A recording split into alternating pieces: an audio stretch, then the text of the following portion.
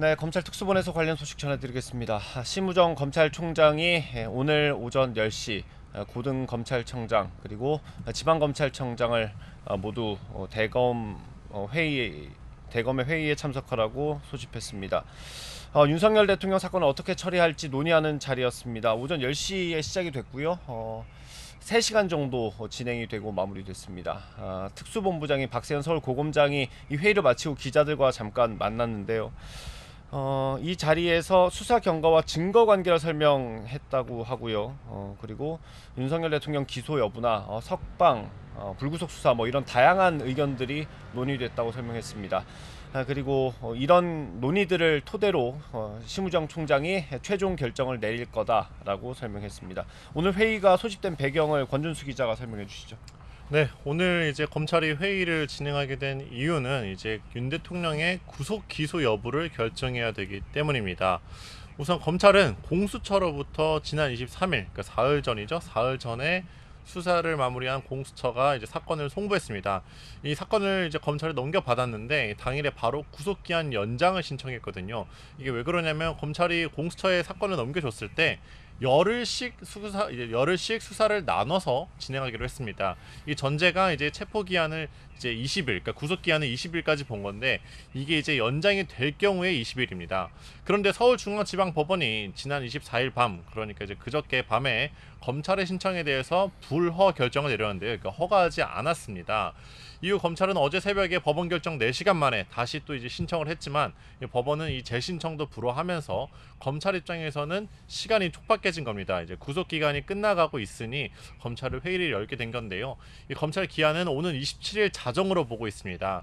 다만 이제 검찰이 피의자에 대한, 즉 윤석열 대통령에 대한 이 대면 조사를 한 번도 진행하지 못한 채 공소를 유지하게 된 상황입니다. 네, 법원에서 앞서 구속기간 연장 신청이 불허된 이유는 법원은 공수처법에 근거하고 있다고 설명하고 있습니다.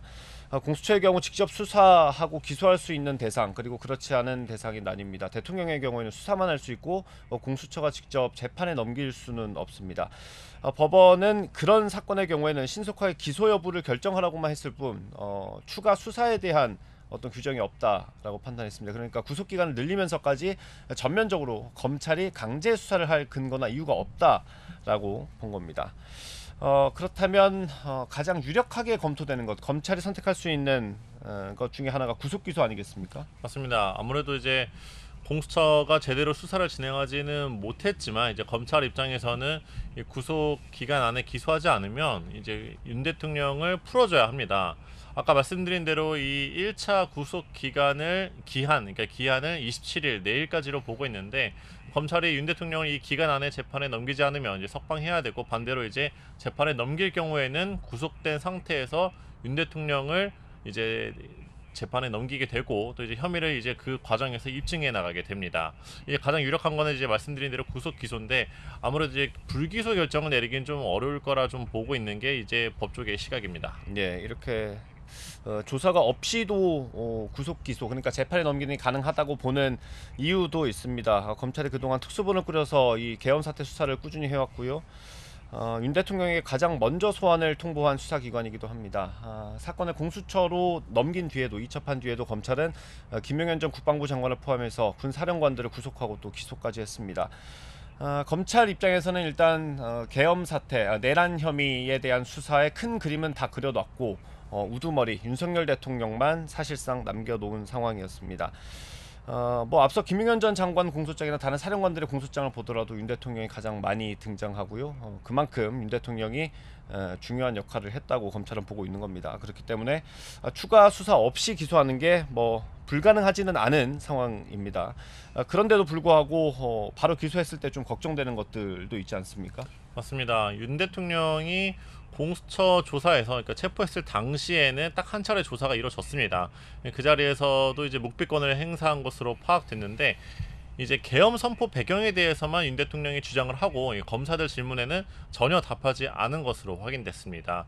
이 검찰 입장에서는 공수처가 이렇게 사건을 넘겼는데 이제 공수처가 또 2차, 3차 소환 조사를 또 진행하지 못했고 강제 구인도 시행하지 못했고 이 검찰 입장에서는 이제 뭐 압수수색이나 아니면 이제 대면 조사가 좀 필요한 상황입니다. 공수처가 제대로 수사를 진행하지 못했으니까 이제 검찰 입장에서는 어떻게 뭐 좀 윤 대통령을 설득해서라도 좀 진술을 들어봐야 되는 거고요. 이제 공수처나 경찰, 이제 공주수사본부는 또 이제 비화폰 서버를 확보하기 위해서 대통령실 등의 압수수색을 시도했지만 그동안 무산돼 왔습니다. 검찰도 이제 이런 압수수색을 좀 진행하고 이제 어떤 혐의를 입증해 나가는 과정이 필요한데 이제 그게 이루어지지 않았고. 윤 대통령 측에도 이제 사령관들, 그러니까 이제 뭐 여인영 방첩사령관, 이진우 수도방위 사령관 등에게 구체적인 지시를 내렸느냐 이거를 입증할 수 있는 증거가 좀 필요합니다. 한마디로 이제 지금 상태에서 기소할 경우에는 이런 증거들이 부족하기 때문에 이 유죄를 받아낼 수 있느냐에 대해서 좀 의문이 들 수 있고요. 검찰 입장에서도 이제 재판 과정에서 이거 공소를 이제 유지해 나가는 과정이 좀 부담일 수밖에 없습니다. 네, 앞으로 사건을 어떻게 처리할지와는 별개로 이제 구속 기소하지 않으면 구속 기소하지 않고 이 구속 기간을 넘기게 되면 윤 대통령은 석방이 되게 됩니다. 그럼 바로 관저로 이동하게 되겠죠. 그러면 검찰에서 생각해 볼 수 있는 건 일단 불구속 상태에서 수사를 하는 것입니다. 소환을 다시 통보하거나 방문 조사를 하거나 이런 것들을 고민해 볼 수 있습니다. 그런데 지금까지 대응해온 기조들을 보면 소환 조사에 응하지 않을 가능성이 높아 보이고요. 또 법원이 공수처가 송부한 사건에 대해서 검찰의 보안 수사 규정이 없다고 봤기 때문에 나중에 또 이게 불법 수사 논란이 휘말릴 가능성도 있습니다. 또 다른 건 처음부터 아예 경찰이 다시 수사하고 이 사건을 다시 검찰로 송부하는 방향도 있기는 합니다. 희박하지만 뭐 아예 가능성을 배제할 수는 없는 상황이고요. 이런 수사 상황 그리고 또 방향과는 별개로 윤 대통령이 석방된다는 그 자체만으로도 비판 여론이 좀 일 수 있어서 그건 검찰에 부담이 될 수 있어 보입니다. 마지막으로 대통령 측의 입장을 좀 설명해 주실까요? 네, 윤석열 대통령의 이 구속기간 연장이 법원에서 거듭 불어되자 이 변호인단은 윤 대통령을 바로 석방해야 한다 이렇게 주장했습니다. 서울중앙지방법원의 결정이 사법부의 마지막 자존심이다 이렇게 치켜 세우면서 평가를 내리기도 했는데요. 검찰이 이렇게 두 번이나 구속기한 연장을 신청한 건 그동안 이 공수처의 수사가 미진하다는 걸 자인한 거라면서 이 검찰이 또 이제 구속 기소를 이대로 강행한다면 공수처와 함께 이 위법 수사에 대한 책임을 묻겠다고 경고했습니다. 또 아까 말씀을 잠깐 드리긴 했는데 이 구속 기한에 대해서도 윤 대통령 변호인단은 25일 자정, 그러니까 어제 자정으로 좀 이렇게 계산을 했습니다. 이 체포 적부 심사가 있었던 기간을 합산하는 방식이 좀 달라서 검찰이랑 의견 충돌이 있는 건데 어쨌든 검찰은 이제 체포 적부심 심사 당일과 또 심사가 끝난 날까지 일수로 계산하면 27일이다. 그러니까 내일까지다 이렇게 보고 있고요. 근데 이제 윤 대통령 변호인단은 어제부터 구속에서 풀려났어야 한다며 좀 인권 침해 여부가 있어서 이제 빨리 석방을 시켜달라 이렇게 주장하고 있습니다. 뭐 검찰의 결과가 좀 어떻게 나올지 봐야 될 것 같습니다. 예, 말씀드린 것처럼 회의는 끝났고요. 심우정 검찰총장이 어떻게 판단할지 결정을 내릴지 지켜봐야 하는 상황입니다. 지금까지 검찰 특수본에서 전해드렸고요. 상암동 스튜디오 나와주십시오.